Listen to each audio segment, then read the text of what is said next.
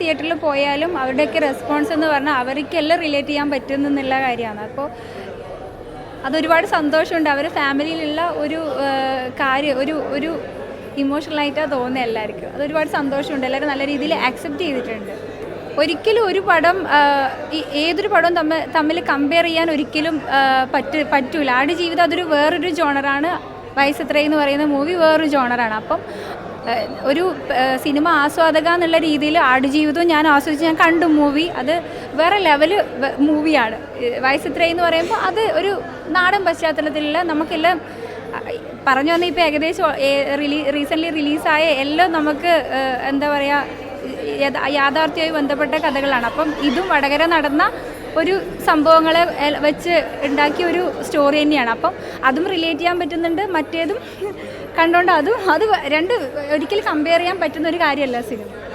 ഒരുപാടുണ്ട്. എൻ്റെ വീട്ടിൽ തന്നെ എൻ്റെ കസിൻസും എല്ലാം ഈ ഇതിൻ്റെ തീം എന്ന് പറഞ്ഞാൽ പ്രായമായി ഒരു പ്രായം കഴിഞ്ഞിട്ടും കല്യാണം കഴിക്കാൻ പറ്റാത്ത ഒരു കൂട്ടം ആണുങ്ങളുടെ അവരുടെ സ്ട്രഗിളും കാര്യങ്ങളൊക്കെ സമൂഹത്തിൽ അനുഭവിക്കുന്ന നാണക്കേടും അങ്ങനെയുള്ള കുറച്ച് കാര്യങ്ങളെല്ലാം വെച്ചിട്ടാണ് ഈ സിനിമ സ്റ്റോറി പോയിട്ടുള്ളത്. അപ്പോൾ എൻ്റെ വീട്ടിൽ എൻ്റെ കസിനും ഉണ്ട് ആ ഒരു രീതിയിലാണ് ഇപ്പോൾ കടന്നു. ഇപ്പോഴും പെണ്ണ് കിട്ടിയിട്ടില്ല.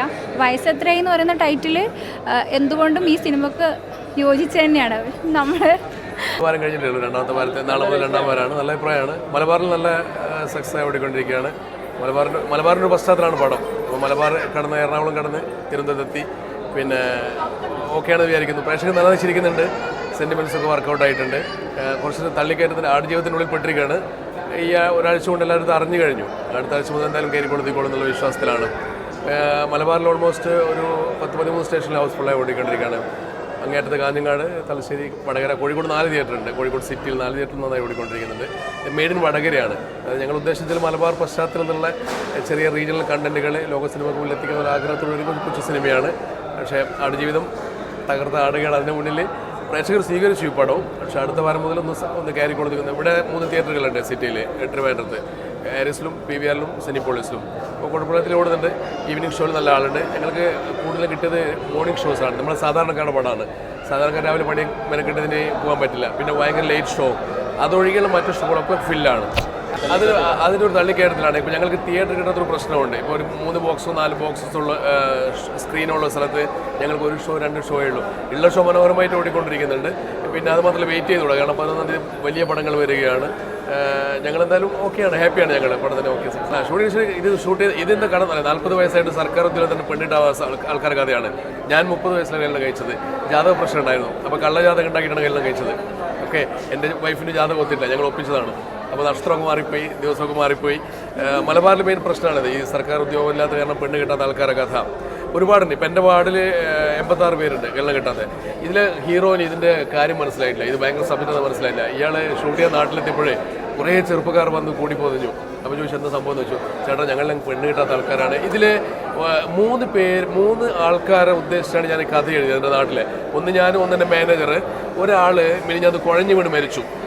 ഇതിലെ കേന്ദ്ര കഥാപാത്രത്തിൻ്റെ റോള് ചെയ്ത്, അതായത് കള്ളജാതകം ഉണ്ടാക്കുന്ന ആൾ, എല്ലാ ഞായറാഴ്ചയും കുറിതൊട്ട് ബ്രോക്കർമാരോട് കല്യാണത്തിന് പോകുന്ന ആൾ 45 വയസ്സാണ് കല്യാണം കഴിച്ചത്. ഇപ്പോൾ നമുക്ക് 48 വയസ്സായി. 2-3 ദിവസം മുന്നേ അയാൾ മരിച്ചുപോയി, കുഴഞ്ഞു വീണ് മരിച്ചുപോയി. അവസാനം കഴിച്ചത് അലൂമിനിയം അസോസിയേഷന് ഫ്രണ്ട്സ് കൂടിച്ചേരുമ്പോഴുള്ള പഴയ കൂട്ടുകാരി കല്യാണം കഴിച്ചത്. 3 മക്കളുള്ള ഒരു ചേച്ചിയാണ് കല്യാണം കഴിച്ചിരിക്കുന്നത്. പാവം 2 വർഷം ആയിട്ടുള്ള കല്യാണം കഴിച്ചിട്ട് കുഴഞ്ഞു വീണ് മരിച്ചുപോയി. എൻ്റെ കഥയിലെ ഒരു കഥാപാത്രം അയാളായിരുന്നു. അപ്പോൾ ഇന്ന് ഞാൻ ഭയങ്കര സങ്കടമുണ്ട്. മൂപ്പരാണ് ഒരു കഥാപാത്രമായിട്ട് ഉപയോഗിക്കുമെന്ന് ചെന്ന്. സെക്കൻഡ് ഹാഫ് ആയിരുന്നു കുറച്ചും കൂടി എൻജോയ് ചെയ്യാൻ പറ്റിയത്. സിനിമയുടെ പ്രമേയം കുറച്ച് വ്യത്യസ്തമാണ്. സെക്കൻഡ് ഹാഫിന് ശേഷമാണ് ശരിക്കും ഈ കഥയിലേക്ക് നമ്മളെല്ലാം വരുന്നത്. അപ്പോൾ ഈ ഒരു പ്രമേയം അധികം കണ്ടിട്ടില്ലാത്തതാണ്. പിന്നെ ആക്ടേഴ്സ് എല്ലാം അവസാനം ഈ ഒരു നല്ല പീക്കിലാകുകയും ഒരു പുതുമുഖ നായിക എല്ലാവരും നല്ലവണ്ണം പെർഫോം ചെയ്ത് മൊത്തത്തിൽ കൊള്ളാം. നല്ല സിനിമ നല്ലതായിരുന്നു. ഇന്നത്തെ കാലത്ത് ഓരോരുത്തർ അനുഭവിക്കുന്ന ഇപ്പോഴത്തെ പിള്ളേർ, ആൺകുട്ടികൾ പ്രത്യേകിച്ചും ജോലിയില്ലാത്ത ആ ഒരു വിഷമം അവരല്ലേ നമുക്ക് ഇതിനകത്ത് കാണാനായിട്ട് പറ്റി. സിനിമ നല്ലൊരു സിനിമയാണ്. ഫാമിലിയായിട്ടൊക്കെ വന്നിരുന്ന് കാണാൻ പറ്റിയ നല്ലൊരു സിനിമയാണ്. പുതിയ നായികയൊക്കെയാണ് ഉള്ളത്. എന്തായാലും നല്ലൊരു പടമായിട്ട് ഇതിനെ കണക്കൂട്ടാം. പറയുകയാണെങ്കിൽ ഇപ്പോൾ ഒരുപാട് പേർക്ക് പെണ്ണ് കിട്ടുന്നില്ല. പ്രായം ഒരുപാടായതിൻ്റെ ഒരു പ്രശ്നമാണ്. ആ സിനിമ അതിനെക്കുറിച്ചുള്ളൊരു പടമാണ്. വയസ്സ്, പ്രായം അതൊന്നും വലിയ പ്രശ്നമായിട്ടുള്ളൊരു കാര്യമായിട്ട് ആരും കണക്ക് കൂട്ടരുത് എന്നുള്ള ഒരു ഇതാണ് കൊടുക്കുന്നത് അതിൽ. പടത്തിനെ കുറിച്ച് പറയുകയാണെങ്കിൽ ഏറ്റവും നല്ലൊരു പടമാണ്. അതിൽ അഭിനയിച്ചിരിക്കുന്ന പുതിയതായി അഭിനയിച്ചിരിക്കുന്ന എല്ലാ ആൾക്കാരും തന്നെ വളരെ മനോഹരമായി തന്നെ അവരുടെ റോളുകൾ ചെയ്തിട്ടുണ്ട്. പ്രത്യേകിച്ച് പറയുകയാണെങ്കിൽ അളിയൻ്റെ കാര്യം എന്നാൽ സൂപ്പർ പെർഫോമൻസ് ആണ്. എന്നിരുന്നാലും ഡയറക്ഷൻ്റെ നല്ല നിലയിലേക്ക് എത്തിപ്പെടാൻ സാധിച്ചിട്ടുണ്ട്. അതുപോലെ തന്നെ പ്രശാന്ത് മുരളി അദ്ദേഹത്തിൻ്റെ ഒരു റോള് വളരെ മനോഹരമായിട്ട് തന്നെ ചെയ്തു തീർത്തിട്ടുണ്ട്. അതിൽ അഭിനയിച്ചിരിക്കുന്ന മറ്റ് എല്ലാവരും എല്ലാ നടന്മാരെയും പറയത്തക്ക വിധത്തിൽ തന്നെ നല്ല റോള് തന്നെയാണുള്ളത്. ബ്രാക്കുട്ടനായി അഭിനയിച്ച അദ്ദേഹം, ഉണ്ണിരായേട്ടൻ, ചിത്ര നായർ, അതുപോലെ തന്നെ എല്ലാവരും തന്നെ നല്ലൊരു അഭിനയമാണ് കാഴ്ചവെച്ചത്. നമുക്ക് കുറേ വർഷങ്ങൾക്ക് ശേഷം ഒരു നല്ലൊരു കോമഡി ഫിലിമായിട്ട് നമുക്ക് ജനങ്ങളിലേക്ക് എത്തിച്ചു തന്നെയാണ്. അതിൻ്റെ ഡയറക്ടർ, അതുപോലെ തന്നെ പ്രൊഡ്യൂസർ, അതിൻ്റെ പിന്നണിയിൽ പ്രവർത്തിച്ച എല്ലാവരും എടുത്ത് പറയത്തക്ക നല്ല രീതിയിലുള്ള ക്യാമറ പെർഫോമൻസ് ആയിരുന്നു ക്ലൈമാക്സിലും. അതുപോലെ തന്നെ നമ്മളെ സോങ് സീനുകളിലെല്ലാം മറ്റേ ആ കണ്ടിന്യൂസ് സീൻ നമുക്ക് വളരെയധികം ആസ്വദിക്കാൻ പറ്റി. ക്ലൈമാക്സിലുള്ള ആ ഒരു കണ്ടിന്യൂറ്റി എന്ന് പറയേണ്ടത് അത്രക്കും മനോഹരമായിട്ട് തന്നെ ചിത്രീകരിക്കാൻ ടീമിന് സാധിച്ചിട്ടുണ്ട്. അതുപോലെ ജനങ്ങളിലേക്ക് എത്തിക്കാൻ ഇത്രയും നല്ലൊരു സിനിമ ജനങ്ങളിലേക്ക് എത്തിച്ചതിന് വളരെയധികം നന്ദി. കൊള്ളാം, നല്ല പടമാണ്. ഫാമിലിയായിട്ട് വന്ന് കാണാൻ പറ്റുന്ന നല്ലൊരു മൂവിയാണ്. എല്ലാവർക്കും റിലേറ്റ് ആവണ കുറച്ച് കാര്യങ്ങളുണ്ട് ഫിലിമിൽ. അതാണ് എനിക്ക് തോന്നുന്നത് ഈ ഫിലിമിൽ ഹൈലൈറ്റ് ആയിട്ട് വയ്ക്കുന്ന ആ സാധനം അതായിരിക്കും. എല്ലാവരും വന്ന് കാണുക, അടിപൊളിയാണ്. പടം നന്നായിരുന്നു.